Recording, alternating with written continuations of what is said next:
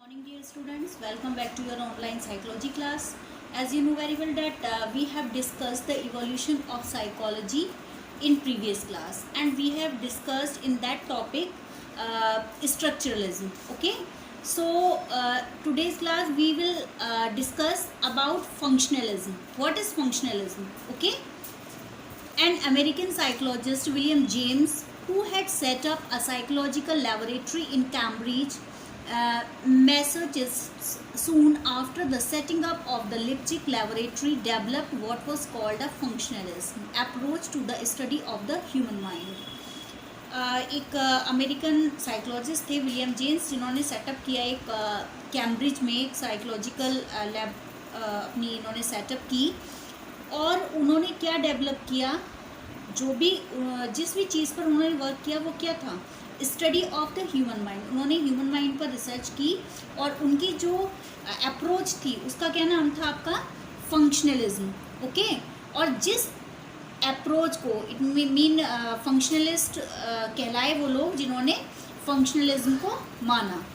William James believed that instead of focusing on the structure of the mind, psychology should instead study what the mind does and how behavior function in making people deal with their environment. अब आपका जो पहला वाला approach था structuralism, उन्होंने किस चीज़ पर focus किया था, उन्होंने किया था कि माइंड का स्ट्रक्चर क्या है उस पर फोकस किया। लेकिन जो फंक्शनलिस्ट थे, जिन्होंने फंक्शनलिस्ट अप्रोच को जनरेट किया था विलियम जेम्स ने, उन्होंने किस चीज़ पर बिलीव किया, उन्होंने क्या कहा कि हमें स्ट्रक्चर ऑफ माइंड की जगह किस चीज़ पर फोकस करना चाहिए, उसके फंक्शन पर, कि किस तरह से what the mind does and how behaviour function in making people deal with their environment, कि किस तरह से जो हमारा माइंड है वो कैसे वर्क करता है और किस तरह से जो हमारा बिहेवियर है वो किस तरह से काम करता है कि लोग अपने इन्वायरमेंट के साथ एडजस्टमेंट कर सकें, एडजस्ट कर सकें। सो बेसिकली जो फंक्शनलिस्ट थे उनका फोकस किस चीज़ पे था कि जो ह्यूमन बिहेवियर है वो किस तरह से लोगों को हेल्पफुल साबित हो, प्रूफ हो कि वो अपने इन्वायरमेंट के साथ क्या कर सकें, एडजस्टमेंट कर सकें। Okay, For example, functionalists focused on how behavior enabled people to satisfy their needs.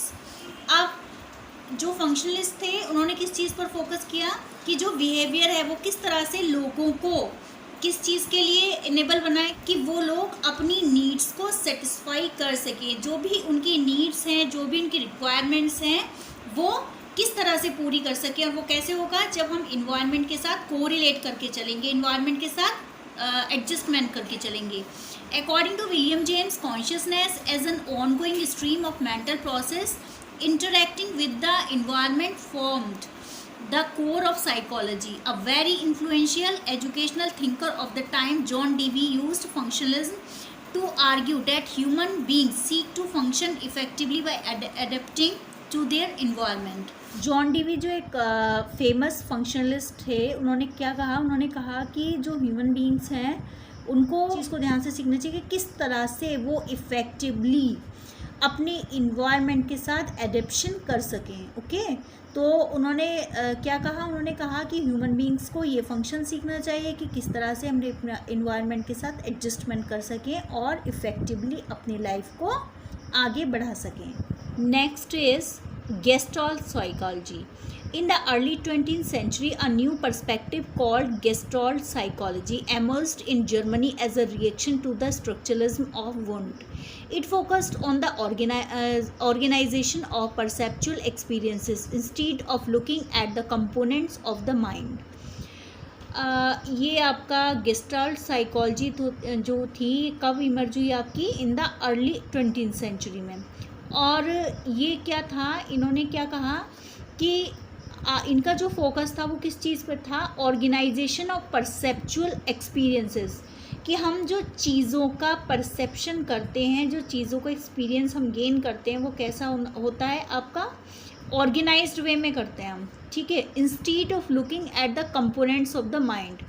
और इन्होंने कहा कि हम माइंड के कंपोनेंट्स की जगह हम क्या कर रहे हैं, किसी भी चीज़ का, जैसे इन्होंने क्या कहा, जो माइंड की प्रोसेस हैं उसको अलग अलग ना करके इन्होंने क्या कहा कि पूरा जो भी हम किसी भी चीज़ का परसेप्चुअल एक्सपीरियंस करते हैं वो क्या है, एक टोटल है, किसी भी चीज़ का वो टोटल है। लाइक इन्होंने कहा कि थिंकिंग हो गई, अंडरस्टैंडिंग हो गई, किसी चीज़ का को देखना हो गया, सुनना हो गया, जो भी चीज़ है वो सब क्या है, एक टोटल बन के जब कोई चीज़ निकल के आती है वो परसेप्चुअल एक्सपीरियंस होता है। ओके, तो इन्होंने क्या कहा कि ऑर्गेनाइजेशन है, किसी भी चीज़ को हम कैसे परसेप्ट करते हैं, ऑर्गेनाइज्ड वे में परसेप्ट करते हैं, ना कि उसके कंपोनेंट्स देखते हैं। The Gestalt psychologist argue that when we look at the world our perceptual experience is more than the sum of the components of the perception.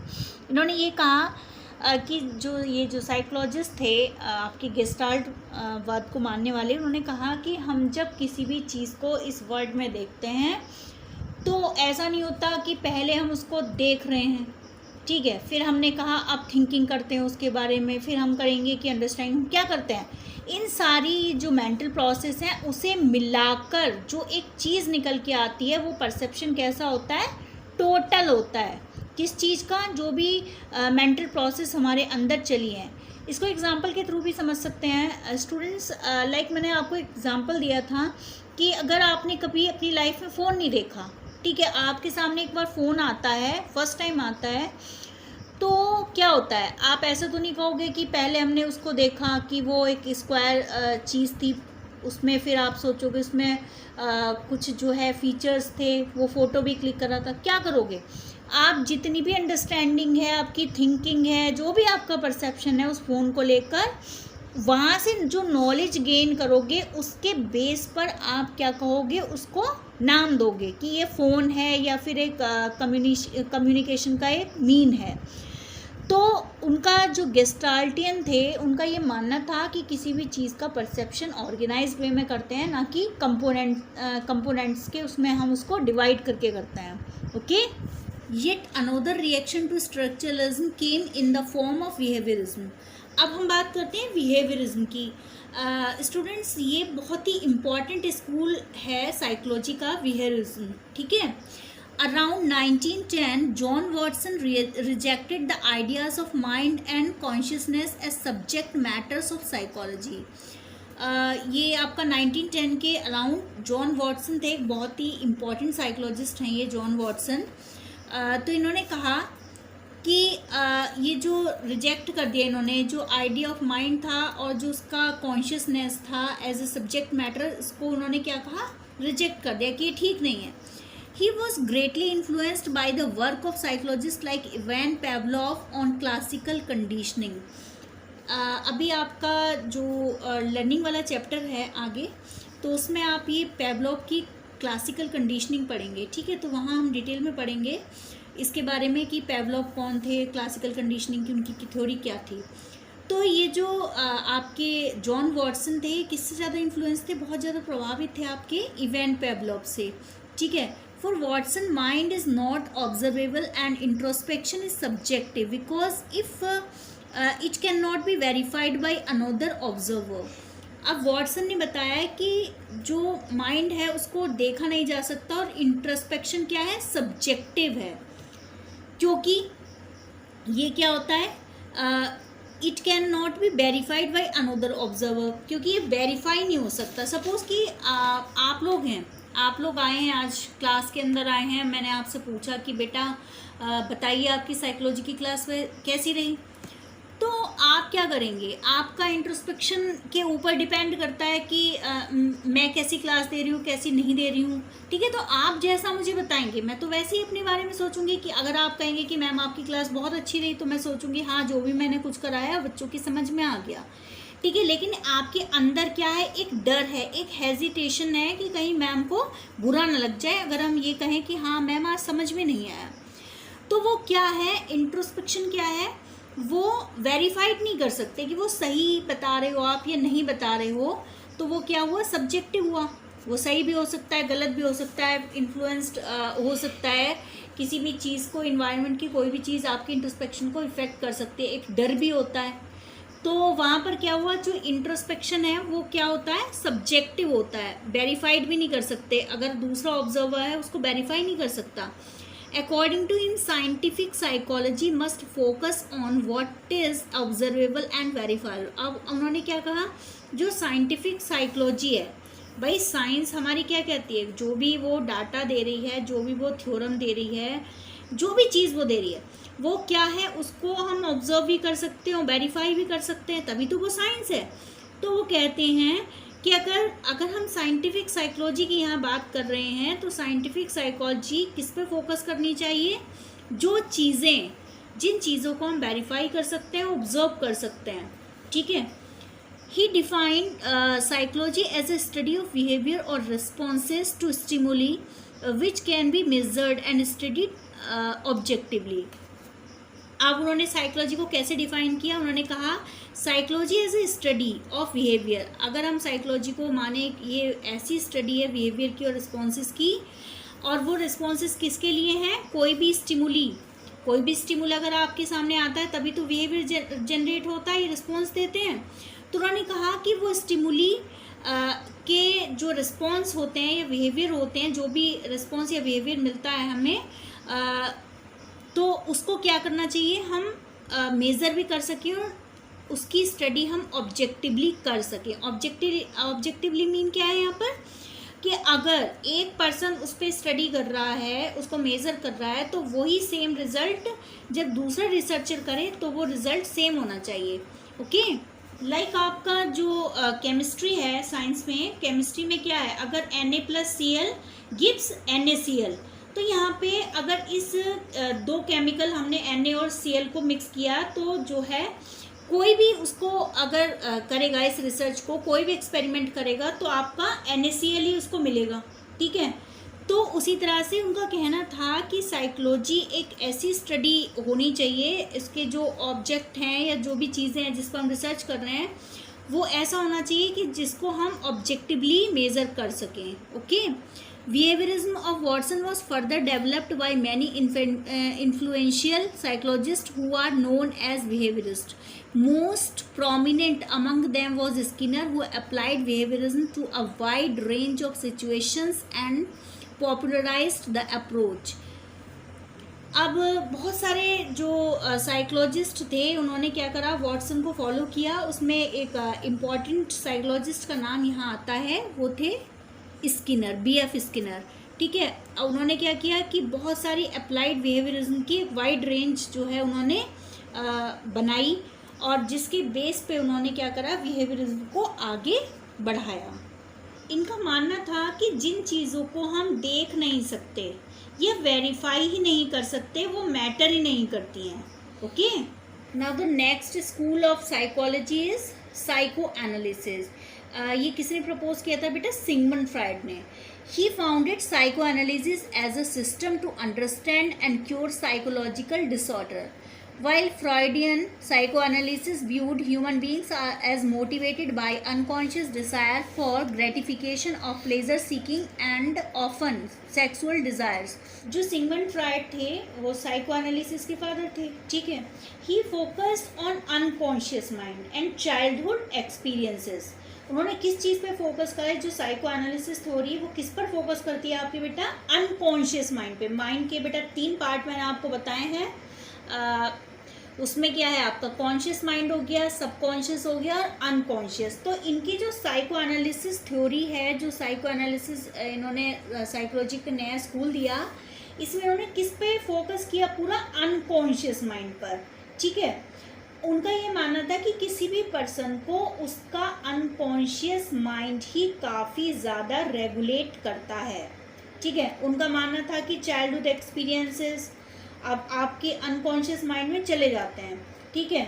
अब अगर आपके जो चाइल्डहुड एक्सपीरियंसेस हैं वो अच्छे नहीं हैं, आपका जो चाइल्डहुड है वो अच्छा नहीं बीता है, उसमें कुछ ऐसे एक्सपीरियंसेस हैं जो निगेटिव फॉर्म में चले गए हैं, जैसे किसी बच्चे की जो है स्टेप मदर है या स्टेप फादर है वो उसके साथ अच्छा बिहेव नहीं करता, या फिर उस बच्चे के घर में जो उसके पापा हैं वो ड्रग एडिक्टेड हैं, और वो बच्चा जो है रात में वेट करता है अपने फादर का, और वो जो उसके फादर हैं वो अल्कोहल पी कर आते हैं, तो वहाँ पर मम्मी पापा के बीच में जो लड़ाई झगड़े होते हैं वो क्या है, वो बच्चा उन चीज़ों को बचपन से देख रहा होता है, ठीक है। तो उसका चाइल्डहुड कैसा बीता, ये सारी चीज़ों को झेल कर वो टॉलरेट कर रहा है, वो वहाँ से घर छोड़ कर तो जा नहीं सकता, ठीक है।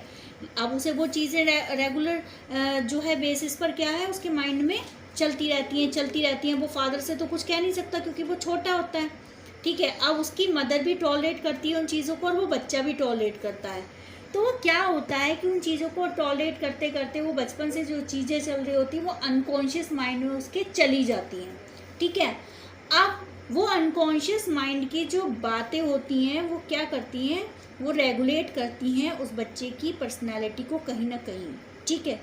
अब ये एक्सपीरियंसेस जो उसकी चाइल्डहुड में ख़राब एक्सपीरियंसेस थे वो क्या करेंगे, उसकी पर्सनैलिटी को क्या करेंगे, उसकी पर्सनैलिटी के अंदर डिसऑर्डर्स ले आएंगे, ठीक है। तो उनका जो फोकस था, ये जो आपके फ्रायड थे, सिगमंड फ्रायड, तो उनका ये कहना था कि जो हमारे चाइल्डहुड एक्सपीरियंसेस होते हैं जो अच्छे नहीं होते वो हमारे अनकॉन्शियस माइंड में घर बना लेते हैं और वो हमारी पर्सनैलिटी में क्या करते हैं, डिसऑर्डर्स को जनरेट करते हैं। तो उन्होंने क्या कहा, उन्होंने कहा कि हमारा फोकस अनकॉन्शियस माइंड की स्टडी करना होना चाहिए। उनका ये मानना था कि जो साइकोलॉजी सब्जेक्ट है उसका मेन फोकस क्या होना चाहिए, अनकॉन्शियस माइंड में जमी हुई बातों को निकालना, जिससे क्या है आपके फोबियाज़ हैं, फोबियाज़ क्या, इरेशनल आपके फियर्स हो गए, या फिर आपकी पर्सनालिटी में डिस्टर्ब करने वाले उन फैक्ट्स को निकालना है जिन्होंने आपके बचपन में घर बनाया था। तो इनका कहना ये था। अब आता है आपका humanistic perspective. Humanistic perspective in psychology took a more positive view of human nature. अब जैसे इसके नाम से हमें पता चल रहा है बेटा कि ह्यूमनिस्टिक पर्सपेक्टिव है। ये क्या है, ये जो स्कूल था आपका ह्यूमनिस्टिक पर्सपेक्टिव वाला, तो इसमें क्या था, इनका जो मेन फोकस था वो किस पर था, ह्यूमन की नेचर के ऊपर, ठीक है। इनका क्या कहना था कि ह्यूमन इम्पॉर्टेंट है, ना तो माइंड इम्पॉर्टेंट है ना कोई इम्पॉर्टेंट है, सबसे पहले क्या इम्पॉर्टेंट है, human nature. Humanists such as Carl Rogers and Abraham Maslow emphasize the free will of human beings and their natural striving to grow and unfold their inner potential. अब ये जो ह्यूमनिस्ट थे Karl Roger और Abraham Maslow, बेटा ये important है, इनको आप अंडरलाइन कर लीजिएगा। कार्ल रोजर और अब्राहम मैस्लो ने दिया है आपका ह्यूमनिस्टिक पर्सपेक्टिव, ओके। ये आपके लिए बहुत इंपॉर्टेंट है। जितने भी स्कूल्स आपके पॉपुलर नोशंस ऑफ साइकोलॉजी में आ रहे हैं उनके जो फाउंडर हैं उनको आप लर्न कर लीजिए, ओके। सो इनका जो कार्ल रोजर और अब्राहम मैस्लो थे, इनका जो इन्होंने किस चीज़ पे एम्फेसाइज किया, free will of human beings. उन्होंने कहा कि ह्यूमन की को बिल्कुल फ्री छोड़ देना चाहिए, किस चीज़ के लिए, कि वो किस तरह से नेचुरल वे में स्ट्राइव करें और किस तरह से अपने पोटेंशियल को यूज़ करें, किस चीज़ के लिए, एकोमोडेट करने के लिए इन्वायरमेंट से। ये जो आपकी ह्यूमनिस्टिक पर्सपेक्टिव है वो क्या कहता है, वो कहता है कि जो ह्यूमंस हैं उनको फ्री छोड़ देना चाहिए, वो इन्वायरमेंट में कैसे बिहेव करते हैं, किस तरह से एडेप्शन करते हैं सिचुएशंस के साथ, उनको फ्री छोड़ देना चाहिए, ठीक है। तो ये थे हमारे जो मेन स्कूल्स थे, जो साइकोलॉजी जो अब मॉडर्न हमारे उसमें आई है, जिसको हम बोलते हैं कि modern psychology as a science है। तो बहुत सारे नोशंस थे, उन्हें लेकर जो आपके सामने ये जो डेवलप्ड साइकोलॉजी आई है, इन सारी चीज़ों से निकल कर आई है, ओके।